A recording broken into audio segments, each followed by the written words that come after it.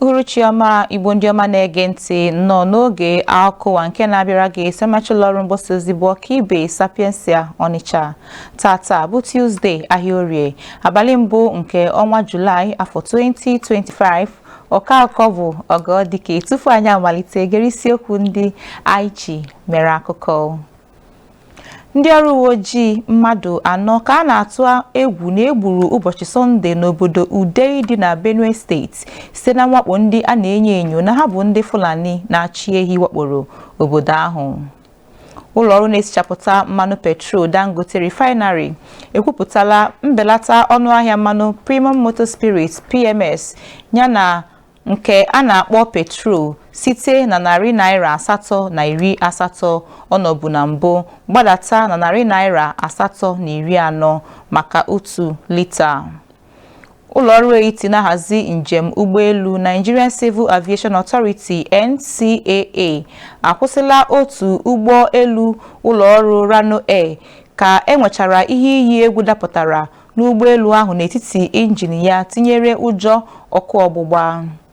Ngalaba ụlọ ọrụ uwe ojii n'Imo State anwụchigo onye a na-enyo enyo dị afọ 42 na-atụ mgbere ahịa ụmụaka ma napụta ya ụmụaka dị 12 bụ ndị echere na o zuru n'ohi. Gerezie akụwa n'uju ya. Ndị ọrụ uwe ojii mmadụ anọ ka a na-atụ egwu na egburu ụbọchị Sọnde n'obodo Udei dị na Benue State site na mwakpo ndị a na-enyo enyo na ha bụ ndị Fulani na-achị ehi wakporo obodo ahụ. Otu onye obodo ahụ gwara ndị nta akụkọ okwu kwuru na ndị uwe ojii zara oku aka ọkụ ndị obodo ahụ kpọrọ ha oge ha batara. Ha gwara ndị ntorobịa obodo ahụ ka ha cheretụ n'ihi na o nweghị ihe na-egosi na a chọrọ ịwakpo obodo ahụ. Ndị uwe ojii ahụ bịakọtara ọnụ wee gbapụ mgba egbe ịdọ aka na ntị n'ikuku. Oge ahụ ka ndị a na-enyo enyo na ha bụ ndị Fulani na-achị ehi wakporo ha bụ ndị zochara n'ime ọhịa na-ezube ịwakpo obodo ahụ. Ndị ọrụ uwe ojii mmadụ anọ ka a na-atụ egwu na egburu ebe ahụ ozugbo. E kwuru na mwakpo ahụ kpalitere ụjọ nke mere ka ndị mmadụ bi na obodo Udei gbapụ ọsọ nke dị kilomita ole na ole site na Yelewate, ebe ndị a na-enyo enyo na ha bụ ndị na-achị ehi gburu otu ndị obodo ahụ n'abalị 13 nke ọnwa June 2025. Ụlọ ọrụ na-esichapụta mmanụ Petrol Dangote Petroleum Refinery ekwupụtala mbelata ọnụahịa mmanụ Premium Motor Spirit (PMS) ya nke a na-akpọ Petrol site na Naira880 ọnọbụ na mbụ gbadata na Naira840 maka otu lita. Ọnụ na-ekwuchitere ụlọ ọrụ ahụ bụ Anthony Chiejina kwupụtara mgbanwe a. Chiejina kwuru na ebelatara ọnụahịa PMS site na Naira880 ọnọbụ na mbụ gbadata na Naira840 maka otu lita nke malitere ịdị ire n'abalị 30 nke ọnwa June. N'ịgbaso nzọụkwụ Dangote, ndị ya na ya na-azụkọ ahịa na-ekesara ya mmanụ Premium Motor Spirit nke gụnyere MRS, Hayden na AP ka a na-atụ anya ka ha gbanwee ọnụahịa pump price ha iji sonye n'ọnụego ọhụrụ ahụ. Ụlọ ọrụ etiti na-ahazi njem ụgbọelu Nigerian Civil Aviation Authority (NCAA) akwụsịla otu ụgbọelu ụlọ ọrụ Rano Air nke enwechara ihe iyi egwu dapụtara n'ụgbọelu ahụ n'etiti injin ya tinyere ụjọ ọkụ ọgbụgba. Ya bụ ụlọ ọrụ na-ahazi maka njem ụgbọelu kwuru na ụgbọelu ahụ si Kano aga Sokoto nke ụlọ ọrụ ụgbọelu ahụ laghachiri azụ nke sochiri ihe ahụ mere na Sọnde abalị 29 nke ọnwa June 2025. Achọpụtara anwụrụ ọkụ n'ime ụgbọelu ahụ nke mere ka ndị njem ahụ nọrọ na ụjọ. Ọnụ na-ekwuchitere ụlọ ọrụ NCAA bụ Michael Achimugu kwuru na ndị na-anya ụgbọelu ahụ nke nwere akara 5NBZY kọrọ ndị na-ahụ maka ụgbọelu ihe ha na-agabiga tinyere na ha mere ihe niile kwesịrị omume ngwa ngwa iji mee ka ụgbọelu ahụ laghachite azụ na mberede.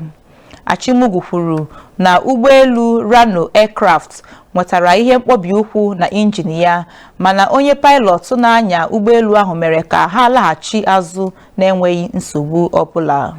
O kwuru na ndị isi ụlọọrụ NCAA nyere iwu ka ụgbọelu 5NBZY nọrọgodi n'ala ruo mgbe emechara nnyocha. Ngalaba ụlọọrụ uwe ojii n'Imo State anwụchigo onye a na-enyo enyo dị afọ 42 na-atụ mgbere ahịa ụmụaka ma napụta ya ụmụaka dị 12 bụ ndị echere na o zuru n'ohi. N'akwụkwọ ozi wepụtara ụnyaahụ n'Owerri, ọnụ na-ekwuchitere ụlọọrụ uwe ojii n'Imo State bụ DSP Henry Okoye kpughere na onye a na-enyo enyo bụ nwaanyị sitere na obodo Umudim Ohekelem dị na kansụl ọchịchị Ngọkpala ka a nwụchiri n'abalị 20 nke ọnwa Juun oge ha na-akwụsị ma na-eme nnyocha ụgbọala n'okporo ụzọ Owerri Aba Expressway. Okoye kwuru na njide ahụ ejidere onye a na-enyo enyo gbara ndị otu ya ndị ọzọ n'anwụ bụ ndị ọrụ ha bụ ịkpọkọta ụmụaka ka ha na-arịọ arịrịọ n'okporo ụzọ na Aba, Abia Steeti. O kwuru na ahụrụ onye a na-enyo enyo na otu ụmụaka ndị ọnọdụ ha na-adịghị mma nke mere eji malite inyo ya enyo. Ọnụ na-ekwuchitere ụlọọrụ uwe ojii ahụ kwuru na onye a na-enyo enyo kwupụtara na ya na-eji ụmụaka atụ mgbere ahịa na Ngọkpala gaa Aba bụ ebe amanyere ụmụaka ahụ ịrịọ arịrịọ n'okporo ụzọ. Okoye kwupụtara na ụmụaka dị 12 ka agbapụtara bụ ndị nọ n'agbata afọ 5 na afọ 13 bụ ndị si n'obodo dị iche iche dị n'okpuru ọchịchị Ngọkpala. Kọmishọna ndị uwe ojii n'Imo Steeti bụ Aboki Danjuma katọrọ iji ụmụaka atụ mgbere ahịa n'ụdị ọbụla ma na-adọ aka na ntị na onye ọbụla na-eme ụdịrị omume ahụ ga-enweta ntaramahụhụ kpụ ọkụ n'ọnụ dịka o si dị n'usoro iwu. Danjuma mesikwara ọhaneze obi ike na ụlọọrụ uwe ojii n'Imo Steeti na-akwado ichekwa ugwu, nsọpụrụ na ike dịrị ụmụntakịrị ọbụla na steeti ahụ. Ndị uwe ojii na Delta Steeti adọọla ndị mmadụ ji steeti ahụ mere ebe obibi aka na ntị banyere iyi akwa na-ekpuchighị ahụ mmadụ ebe ndị zoro ezo nke ọma bụ nke akpọrọ indecent dressing, bụ nke ga-adọta ntaramahụhụ dịka o si dị n'usoro iwu steeti ahụ akpọrọ Violence Against Persons Prohibition VAPP. N'ozi ụlọọrụ ahụ wepụtara n'ụdọ nzikọrịta ozi S akaụntụ ha, ụlọọrụ ahụ kwuru na ebumnobi ha bụ iji mee ka ọhaneze mata banyere iwu ndị ha na-amaghị na ọ dị adị n'ezie. Ozi ahụ lekwasịrị anya na ngalaba Section 29 nke iwu VAPP nke na-ekwu banyere igosi ahụ mmadụ n'ụzọ na-adịghị mma. Ọ dọrọ aka na ntị na onye ọbụla kpachara anya kpughee ahụ mmadụ ebe ndị zoro ezo n'ihu ọha ga-enweta ntaramahụhụ ruru ₦50,000 ma ọ bụ amaghị ikpe ijere obodo ozi ma ọ bụ ha abụọ ma ọ bụrụ na achọpụta ya ikpe ọmụma. Ozi ahụ kọwara na ya bụ usoro iwu metụtakwara ibe ụmụ nwanyị ugwu, imegide ụmụ nwanyị di ha nwụrụ anwụ, iti mmadụ ihe, echekwaghị ma ọ bụ ịgbahapụ onye ọbụla ahanyere gị n'aka ma ọ bụ iji aka ike chụpụ mmadụ n'ụlọ ebe obibi ya. Igbo ndị ọma gere ntị, ozi a nka ije wetara gị aka ụwa nke taa n'isi njedebe. Ngwa gị nwachi isiokwu ndị anyị ji mere akụkọ. Anyị gwara gị na ụlọọrụ uwe ojii ndị ọrụ uwe ojii mmadụ 4 ka a na-atụ egwu na egburu ụbọchị Sọnde n'obodo Udei dị na Benue State site na mwakpo ndị a na-enyo enyo na ha bụ ndị Fulani na-achị ehi wakporo obodo ahụ. Ụlọọrụ na-esichapụta mmanụ petrol Dangote Refinery ekwupụtala mbelata ọnụahịa mmanụ premium motor spirit ya nke a na-akpọ petrol site na $880 ọnọbụ na mbụ gbadata na $840 maka otu lita. Anyị wetara gị ozi na ụlọọrụ eti na-ahazi njem ụgbọelu Nigerian Civil Aviation Authority NCAA akwụsịla otu ụgbọelu ụlọọrụ Rano Air ka enwechara ihe iyi egwu dapụtara na ụgbọelu ahụ n'etiti injin ya tinyere ụjọ ọkụ ọgbụgba.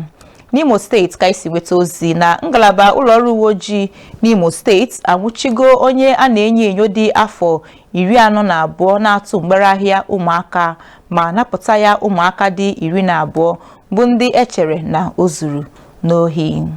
Igbo ndị ọma gere ntị, ozi a nka iji ewetara gị akụkọ ụwa nke taa n'isi njedebe site na akụkọ ụwa bịara gị site ụlọọrụ mgbasa ozi bụ Ọkaibe Sapiensia Onitsha n'aha ndị ụlọọrụ anyị ntọzọnyere aka dekọta akụkọ ndị ahụ.